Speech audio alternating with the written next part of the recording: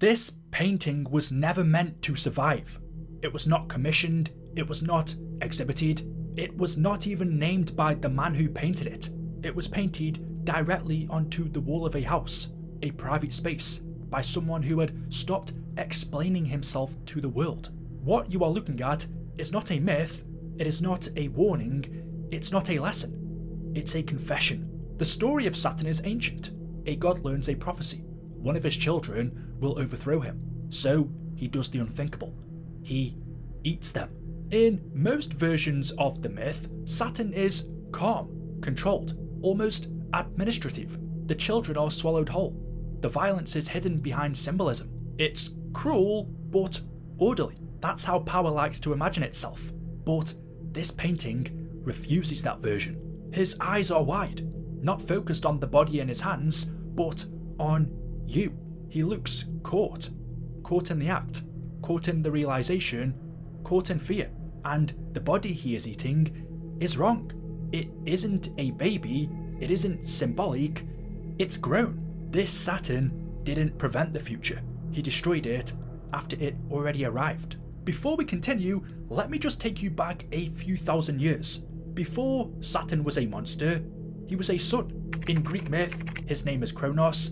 In Roman myth, he becomes Saturn. Different cultures, same story, and it begins the same way all these stories begin, with fear. Kronos was born to Uranus, the sky god, and Gaia, goddess of the earth. Uranus ruled everything, and he was afraid. Afraid not of death, but of succession. He feared that his own children would one day replace him, so he did something unforgivable. He imprisoned them inside of the earth itself, forcing Gaia to carry their weight, their screams, their existence. Kronos grew up knowing one lesson before all others. Power does not trust the future, power tries to bury it. Eventually, Gaia could not endure it anymore, and so she armed Kronos, and Kronos did what children in these myths always do. He overthrew his father. The act was brutal, final, irreversible. Uranus fell, Kronos rose, and for a moment, the world changed hands. This matters because, in myth, Kronos doesn't become a tyrant by accident, he becomes one by inheritance. After taking his father's power, Kronos receives a prophecy. It is simple, it is quiet, and it destroys him. One of your children will overthrow you, just as you overthrew your father. This is not a warning of death, it is a warning of replacement. Kronos did not fear pain, he did not fear endings, he feared becoming unnecessary. To prevent this prophecy, Kronos does something precise and calculated. He marries Rhea, the mother of gods, his children are born, and Kronos makes the decision. Every time Rhea gives birth, Kronos takes the child and swallows it whole. Not in rage, not in madness, but calmly, methodically. The children do not struggle, they do not die violently, they are removed from the future. This is important.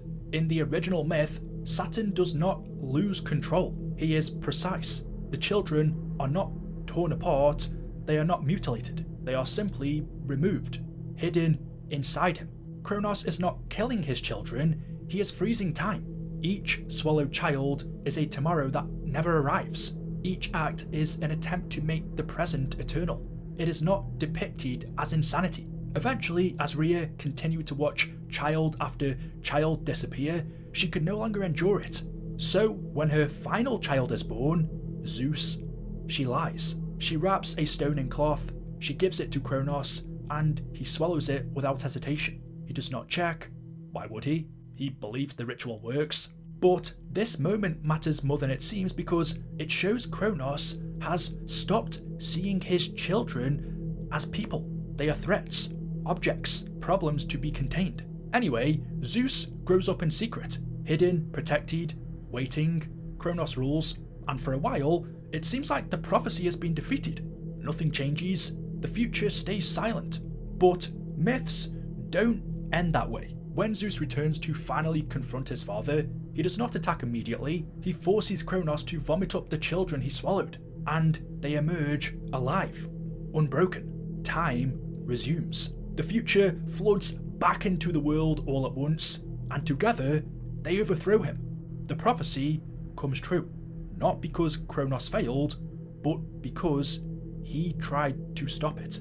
This myth has never been about cannibalism, it's not about cruelty, it's about a ruler who cannot imagine a world without himself. Kronos is not evil because he eats his children, he is tragic because he believes he must. He mistakes succession for annihilation, he mistakes change for death, and so he commits the one act guaranteed to bring about his downfall. And I suppose one of the reasons this story never goes away, why it was told through Greek and Roman mythology, is because every generation recognizes it in its leaders, in its institutions, in systems that consume what threatens to replace them. The story of Saturn endures because it describes a fear that never dies, the fear that the future will arrive and we will not be a part of it. This painting is unlike the story. Behind Saturn, there is no setting, no throne, no sky, no ground, just blackness. This isn't a moment in a story, it's a state of mind, a place where time doesn't move forward because the future is being consumed. And this is not mythological space, this is interior space. The Spanish artist, Goya, painted this inside of his home, not on a canvas, not for sale, on plaster walls. 14 paintings in total. Dark processions, witches, violence, madness, they surrounded him, he lived among them. Imagine eating dinner beneath this image, sleeping below it, growing old while it watched. The most haunting thing to me, remember, these weren't meant to be seen. They were meant to be endured by him.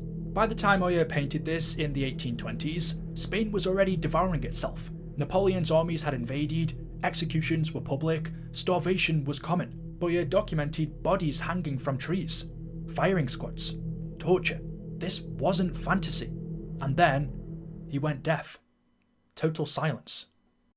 And when silence lasts long enough, your thoughts stop asking permission. His painting of Saturn was likely reflecting his own despair, disillusionment with Spain's political turmoil, fear of aging, anxieties about his surviving son, and the terrifying consuming power of time and madness as he worked in isolation after losing his hearing and facing personal losses, intending them only for the walls of his home, not public view. And that's the part most people avoid. This painting is about aging. Saturn is old, his hair is wild, his body is sinew and bone, he isn't strong enough to be gentle. He eats because he is afraid of replacement, afraid of irrelevance, afraid that what comes next will erase him. This is not a God-fearing death, this is power-fearing succession. Look at his grip. He isn't savouring the act, he's clutching the body as if it might be taken away. This isn't hunger, it's panic masquerading as necessity. The horror isn't that he eats his son, it's that he believes he must. And that's the most human thing in this painting. We, as in me and you, recognise this fear. Institutions that destroy the future to protect themselves, leaders who consume what threatens to replace them, systems that cannot imagine a world without their control. This painting survives because the emotion behind it survives. It isn't ancient, it's current. At this point, it would be reasonable to ask the question, if it's so different, how do we even know this is Saturn?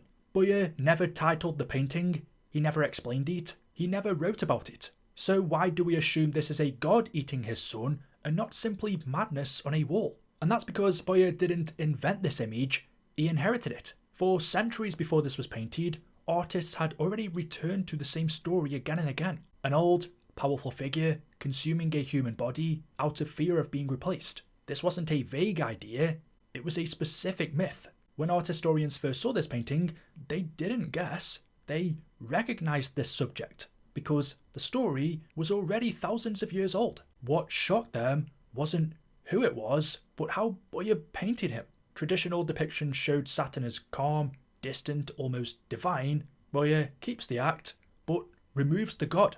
What's left is panic. And that tells us everything, because Goya isn't changing the story, he's stripping away the myth until only the fear remains. After Goya's death in 1828, and this painting was discovered on the walls inside of his home, it was peeled off, transferred to a canvas, and dragged into daylight. Now it hangs in a museum in Madrid, but it still feels private, like something you weren't meant to see. Not because it's violent, but because it's honest. Saturn devours his son, and for a moment, we understand why.